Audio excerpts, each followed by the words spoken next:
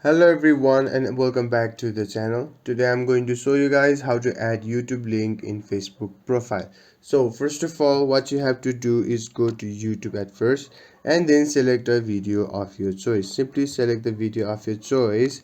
Now what you have to do is simply tap on the share button that is at the middle of the screen. You can see this share button at the middle. Simply tap on share, and at the bottom you can see an option that is called copy link. Simply tap on copy link and the link will be copied to your clipboard. Now what you have to do is simply go to the Facebook application, and at the top right corner simply tap on your profile icon right below the messenger icon.